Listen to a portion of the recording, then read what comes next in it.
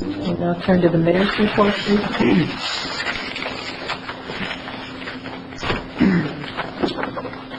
Thank you, Madam President.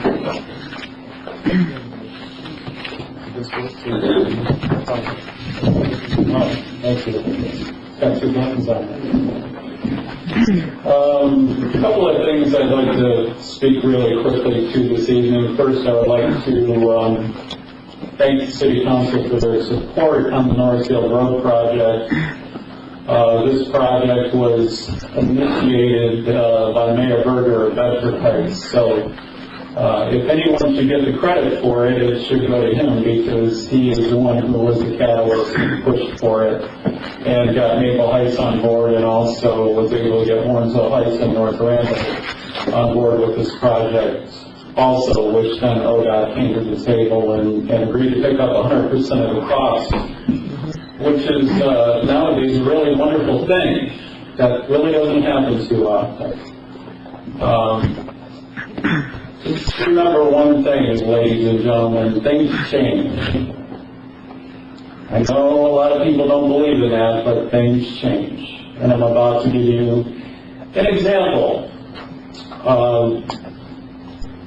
Over a year ago, about a year and a half, under the former regime in the county of Fitzgerald and his staff, the public works director had asked myself and our engineer to submit some county roads for a makeover, a resurfacing.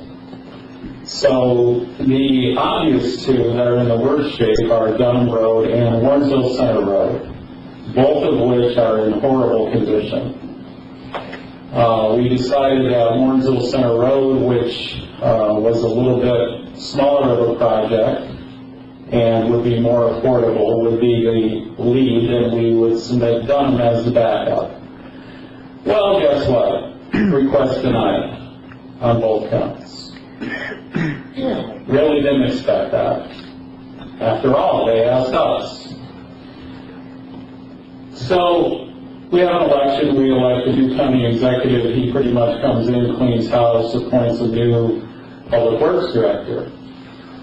A letter arrives just the other day that the county is willing to put up 20% of the funding and get 80% of the funding to the federal government to repave Warrensville Center Road from Rockside Road all the way to I-480, the entire length in Maple Heights.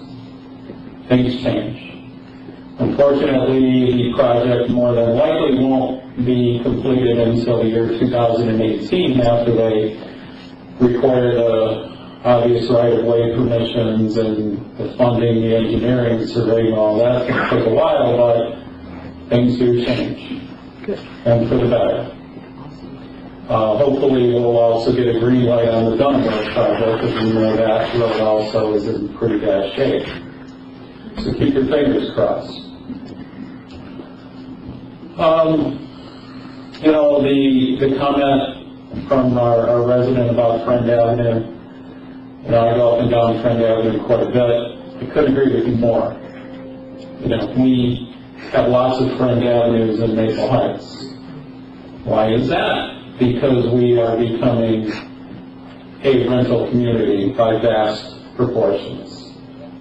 Cities around us are becoming rental communities. Garfield Heights, Bedford Heights, Warrensville Heights, Euclid, Parma. Has anyone read the news about Parma lately?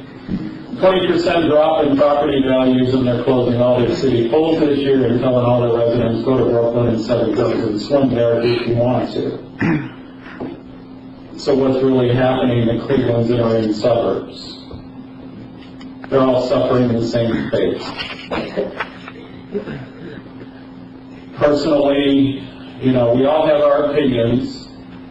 However, when the mortgage crisis and the foreclosed homes hit its peak in 2007 and 2008, when the banks lowered the credit ratings for purchase of a home below 500, with no money down, and all these homes were sold to people who had no business buying them in the first place, and they walked away from them in less than a year, where do you think all those people went?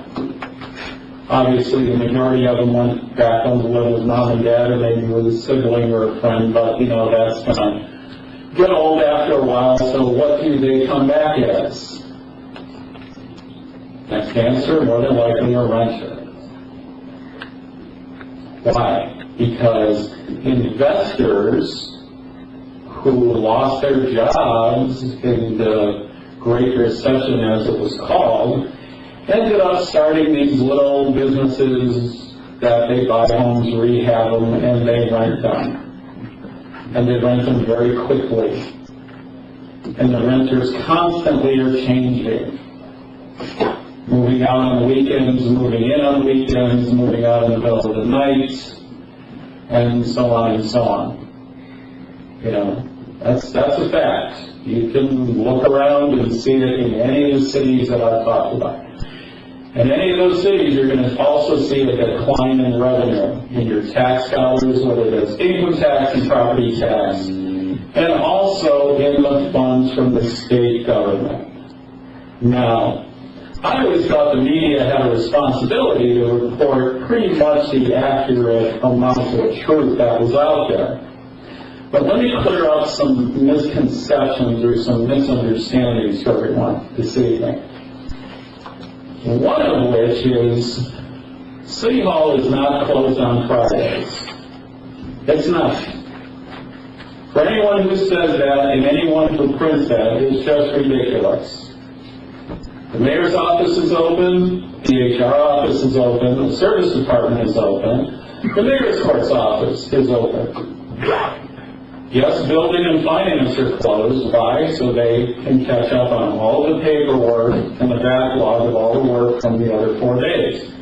The law department is open. City Hall is open. You can walk in there and there's doors open and people are in their offices. So for anyone to say that, they're wrong.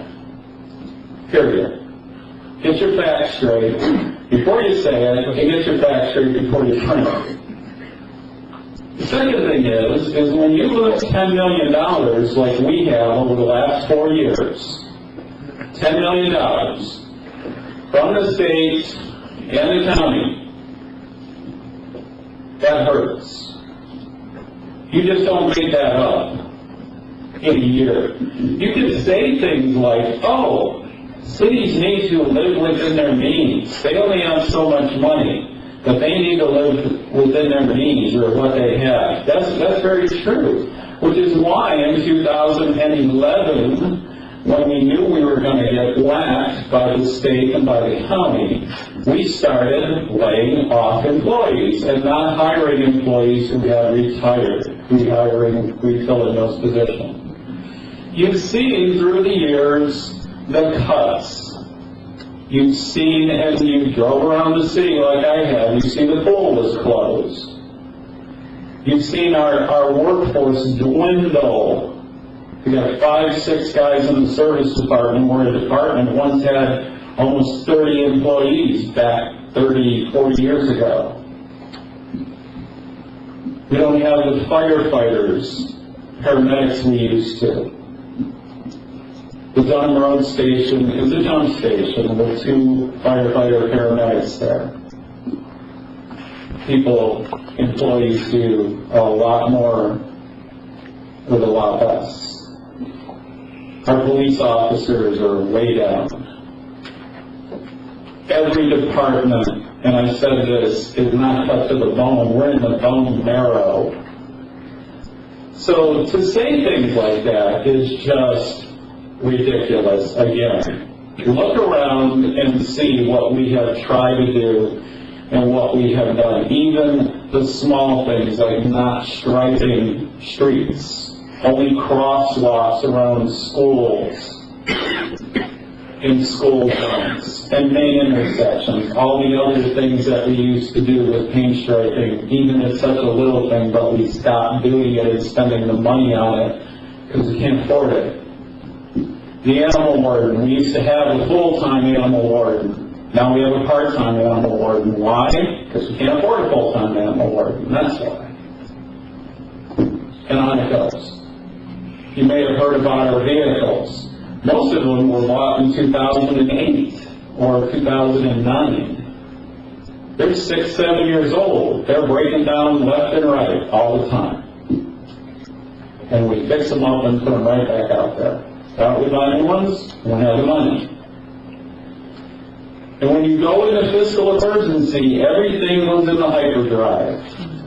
Everything. Your creditors, your vendors, they don't want to work with you. They look at you kind of funny. You call them on the phone and they don't call you back.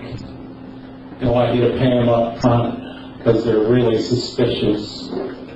You know, the media helps fuel that really good. And then the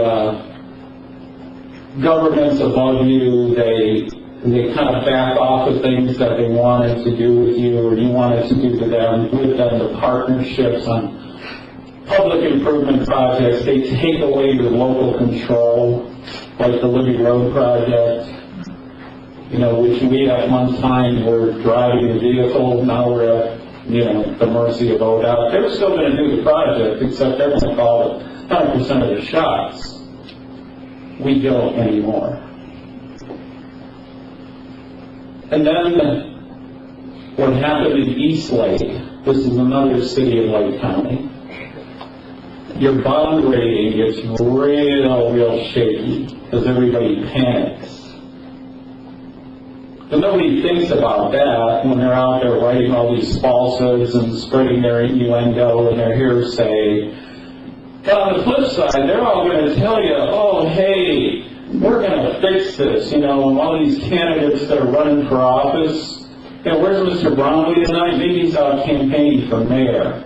That's probably what he's doing. Could be doing that anyway. But where are they going to get the money? You know, grants are a great thing, but you've got to have matching funds. You want 100%, those grants are real hard to find. You got to put up half or 30%, 10%. You know, Garfield Heights went through this when they were in fiscal emergency. They didn't get any grants. Why? Because they couldn't afford the match. So good luck with that, but before you buy that lemon, before you drink that Kool-Aid, do your homework. When people tell you how they're going to reopen the pool or they're going to hire more cops or more firefighters, demand answers. Where are you going to get the money from? When they tell you they're going to get grants, you challenge them and ask them, really? Where are you going to get those grants from and who's going to supply them? Because sure as we're all sitting here, I'll guarantee you one thing. You know, look at what's going on in this state and this country. The Republicans control everything. The Senate, the Congress, and every office in the state of Ohio. They control it all. And we're a Democratic city and a Democratic county. And look at the carnage that has happened from city to city if you're an inner ring suburb. Look at it. Like our resident told us this evening about Friend Avenue. Drive around these other cities and look at the vacant storefronts and the stores, and I'm not telling you to go to Westlake or go to Solon. Go to Garfield Heights, go to Bedford, go to Euclid, drive down Euclid Avenue in the city of Euclid, go to Wycliffe, go into Eastlake. Google the article about Eastlake in the Lake County News Herald. It's almost identical to what's happening here in Maple Heights. Almost identical. This problem is systemic. And it's not going away anytime soon. That's the reality of it. We have to live within our means, as the state auditor said. Okay, we could do that. But it's going to hurt. It's going to hurt a lot. And remember what I said when people start telling you all the wonderful things they're going to do and bring back, and they're going to promise you all the values of milk and honey and rainbows and everything else, and you just challenge them and ask them, where are you going to get the money and how are you going to do it? Because there's some really smart people sitting up here, and there's some really smart people in the audience too, and they know. They know what the score is. And with that, I'll end my report and wish everyone a very, very happy Easter. Enjoy your holiday. I believe we're finally going to have some warm weather tomorrow, 70 degrees. Thank you. Is that an April Fool's? That's what they said on Channel 3. Thank you, Mayor. Councilman Jackson, District 4. Good evening, everybody. We'll be really short, a little bit. Vopat, I'd like to thank you again for securing a grant. I mean, you know, I've been coming here for a while and sitting over here for a little bit over a year, and it seems like the good news comes from your department. And why anyone would want to even discuss not having a senior center, the way that you operate the senior center, the food pantry, and all the things you do for the city, I don't understand. So thank you again. Thank you. And with that, I'm going to end my report and say happy Resurrection Weekend. Thank you. Councilman Jansky, District 6. Good evening, everyone. I just want to make my report brief. The District 6 April edition will be going out to District 6 residents next week, so for those in District 6, please look out for the newsletter on your doors. And then I want to report that the first District 6 Community Awareness Meeting will be held on Monday, April 27th at 7 p.m. in meeting room number 3 at the Maple Heights Library. The purpose of this meeting is to discuss with District 6 residents the city's issues, as well as to hear from the residents what are their concerns and to get their input. So if you can make that meeting on April 27th, I'd like to see you. And to all, happy Easter. Thank you. Thank you, Richard. Councilwoman Agee, District 7. No report. Councilman Adams, District 1. Good evening. Thanks for coming out tonight. You need to use the mic, yeah. I'd like to thank the Cleveland Clinic for their $10,000 donation to the senior center. And yes, Linda, you do a very good job. And it's a needed job. It's no thankless job. And I hope all the residents get the word out and get behind Councilman Sefirati's resolution. And let's support it. The levy. So we can get that worry off of our mind.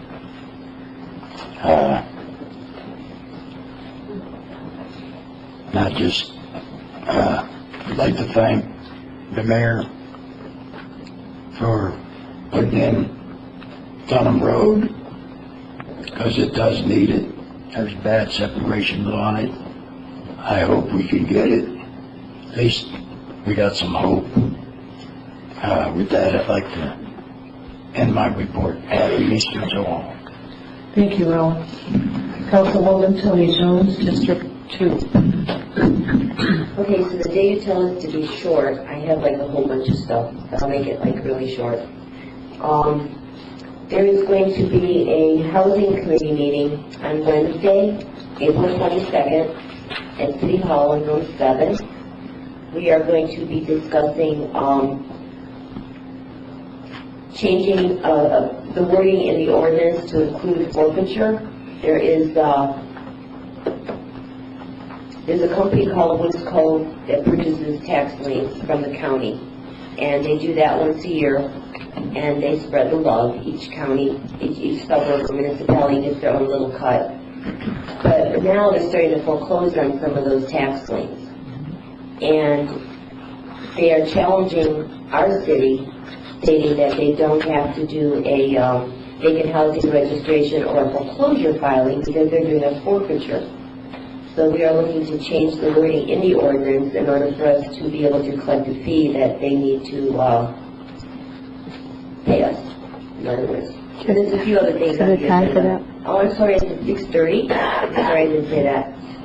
I want to welcome Mr. Perkins back to Maple Heights. I am your council person, so I have, if we go into executive session, I'm going to leave you a card. Hi there. Over here for you, in case you need to contact me. All right.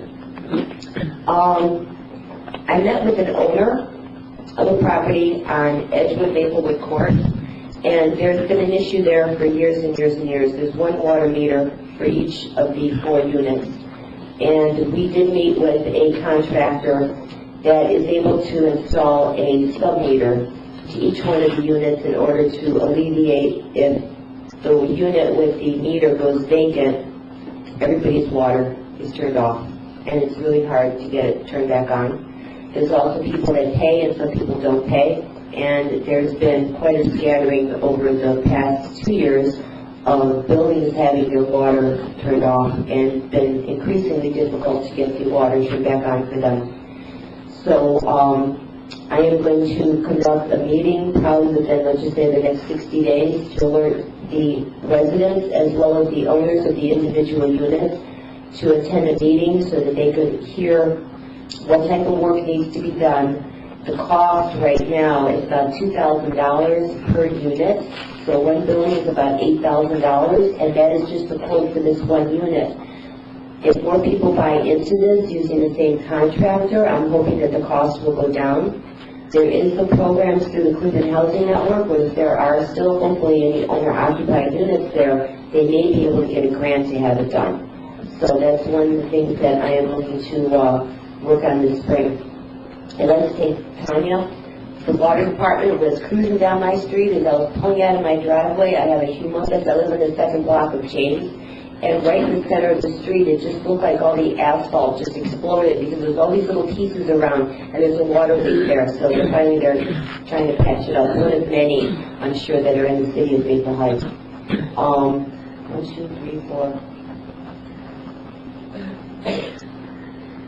The last thing, and this is not because the mayor was talking about landlords, and it might be something that the lady and friend was addressing with the amount of increasing amount of tenants. At the last council meeting, I did announce that I am going to be putting on a landlord's forum in May.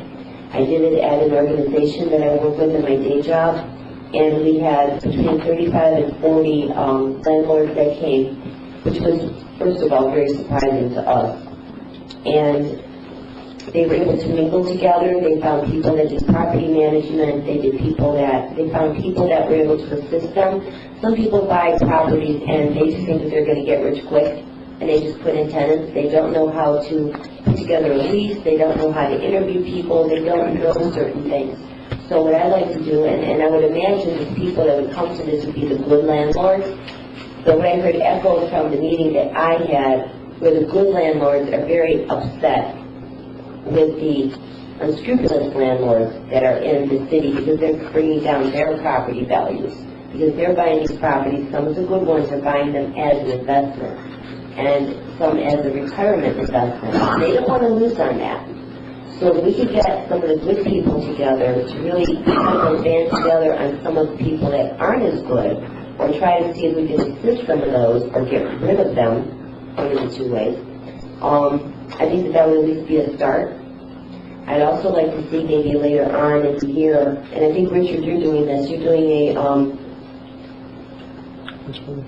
financial literacy for tenants, people that could come to certain banks, and there are certain programs that are available for tenants to learn how to manage money in order to make enough money together to put down a down payment on a house. So it may be the house that they live in right now, or possibly, turn some of these tenants that used to own property into maybe new homeowners. I'd like everybody to have a happy Easter, get a lot of chocolate, and then you can start your day again on Monday. Thank you. Councilman Brownlee, 1, 2, 3. Thank you, Madam Chair. First, I wanted to start off that Tony Jones has a nice little yellow flyer here, basically containing home repair assistance programs. If anybody wants a copy, they can feel free to come up here. It's about loans, links for permits if you need a permit. There's a lead safe program here, rehab loans, interest-free loans. So it is worth it to take it and at least pass it around.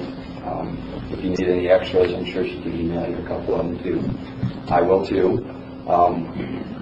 Secondly, I wanted a small correction to a comment Councilman Adams made about the legislation. This is not my legislation. This is our legislation because it's about seniors that live in the city. I promised to reintroduce it. I haven't reintroduced it, but I want council to discuss it and figure out what we need to do because we were, I think it was 55 or 57 votes away from passing this levy. So I think that, we do have a good chance of passing this and taking care of the ones that we need to take care of. I also wanted to dovetail on what the mayor said about the media. You know, we get a lot of stuff from the media, a lot of garbage, to be honest with you. And there was a nice little sentence in an email today that kind of irked me. Some raw deal program or something like that about somebody. The sentence said that one of the candidates that is declared seems to be the only person who cares about the deficit. And you know what I did with that? I took the papers on my desk and I threw it at my computer monitor. Because the person that wrote that, not here, not at the 50, oh, sorry, maybe he is here. But, sir, this council in the last 8 years has done, and the administration has done everything that we can. And we do care about the city, and we do care about the deficit, and we try everything that we can. And for that sentence to be in that little blurb there, it did irk me, and it offended me.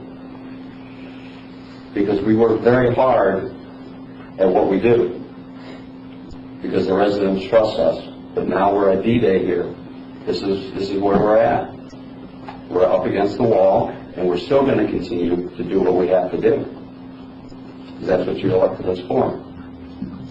So, like I said, this is a year of change. There are a lot of changes. You control with your vote where you want your city to go. What do you say, Maple Heights? We're going to offer you choices where we can go. There's not much left to cut. Look at the budget. Look at the departments that have money left in them, and you will see that you're looking at severe cuts in the safety forces. So it really is up to the residents. Where do you want it to go? Where do you want the city to go? Educate yourself and go from there. I want to wish everybody a happy Easter, and we'll see what happens. Thank you. End of report. Thank you, Councilman. I just have a couple of announcements for you this evening. There is an open position at this point in time in planning and zoning, and there are applications here. If you know of anyone or if you are interested, our council clerk has brought them this evening, or else they can be obtained in the council office. There is a deadline for that, and that I believe is April 10th. So if you're interested, that's something that you need to do very quickly. Information on planning and zoning can be also I don't know what you're doing. The information is attached to the application. Okay, so you don't really need to talk to our council clerk. It's attached, but you do need to pick one up. The police chief mentioned the domestic violence program that we are putting on at the library on the 28th of April. This is a program that has been long in coming. I've been looking at the police reports, and over and over and over again, it's amazing how much domestic violence is just in our own city. You look at the newspaper, and it's the same thing. You look at the news reports on TV, the media, and it's the same thing. This program is not to prevent, it's to educate, basically. And we have gathered a team, a panel of people, one of which is our police chief, who is going to be talking about the police aspect of it. And then there's also Judge Deborah McCastro, who handles a lot of these cases in court. And then there are two people who are domestic violence advocates. One of them is at the Domestic Violence Child Advocacy Center, Miss Karen Gordon. And then there's another victim advocate who is a retired police person. And that is, I think, a wonderful program. Maybe you don't or don't think you have any option or any interest in domestic violence, but you know it surrounds us. It absolutely surrounds us. You see it all over. And just knowing the signs. We read about it all the time, but just to be able to identify it is something that might be very, very helpful. And if someone you know or someone that might be interested, please pass it along. I'll leave the flyers here for you, and hopefully I'm getting some of them to the churches and of course the libraries. And please inform folks and let them know that this is an information program. And, excuse me, also Garden's meeting is going to be held at the Nickel Heights Library as well. We hope to garden this year. We don't know, but it could be that we will have sunshine and we will have rain at the appropriate times. That's going to be on April 23rd. And beyond that, I hope you all have a wonderful holiday. And we have one more point of business here. May I have a motion to temporarily adjourn the regular meeting of council to go into executive session for the purpose of discussing the pending court action regarding a lawsuit filed by Councilman Brownlee against the city officials of Maple Heights. So moved. Second. Would you call the roll, please? Adams? Yes. Jones? Yes. Safari? Yes. Jackson? Yes. Turjansky? Yes. AG? Yes. Okay, This meeting is adjourned at 8. no, we can't adjourn it yet. It's temporary adjournment. Right, We'll temporarily. adjourn when we come back. Correct. This does not mean that you have to stay and wait for us, because we may be adjourned in 15. But you're welcome to enjoy your conversation with anyone else here.